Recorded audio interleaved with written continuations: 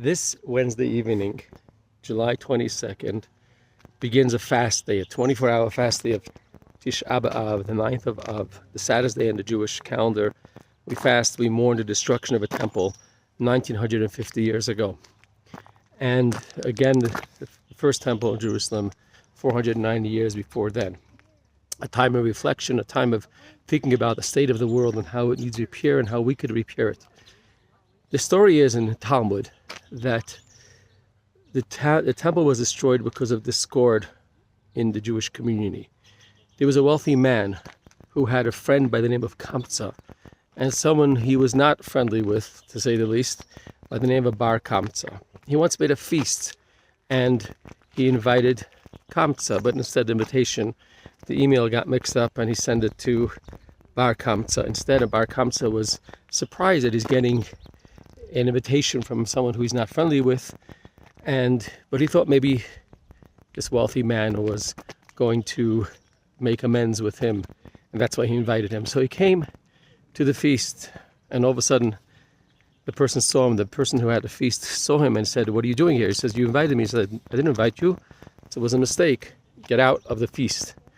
And the person says, "Please don't humiliate me. I'm sorry for coming, but I did get an invitation." He said, "I'll pay for my meal." And the person said, "No, you have to get out. I'll pay for half of the meal."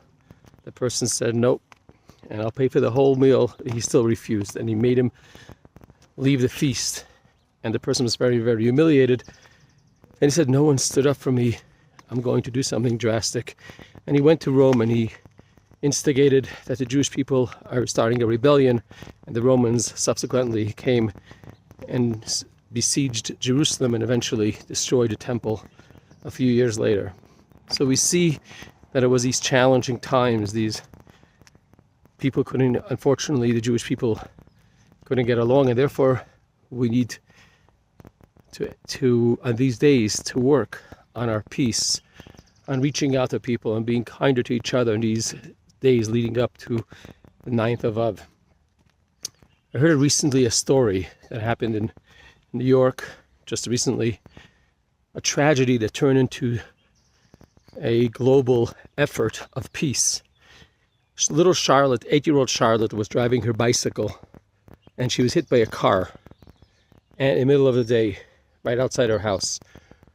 Her mother quickly called her father to come back home, and he was in the area. He came running back home, and as he pulls up, he sees his friend.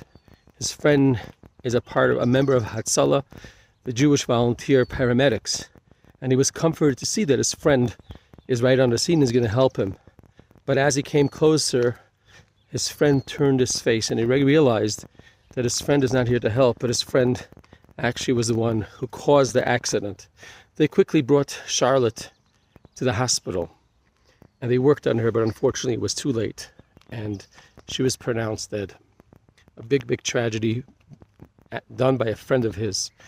But instead of holding a grudge, and instead of being upset and angry at his friend, he realized that it wasn't his friend's fault. It was an accident on all sides, and they resolved right there and then to turn this tragedy into a comfort and to peace. From the hospital, they went straight to the house of his friend, and he embraced him and said, "I'm not going to hold a grudge. I know it was not intentional." And during the Shiva, the rabbi came in and he saw the scene where the person who caused the accident was visiting, and they embraced, and the wife was embracing the wife. And they resolved right there to start a campaign of peace called Shalom for Charlotte, encouraging people not to hold grudges, encouraging people to forgive people or to reach out to someone else who they haven't reached out. And it's a website which has been gaining traction just in the last few weeks, where people resolve to making amends or to reaching out to someone they haven't reached out to, whether a family, a business partner, or a neighbor.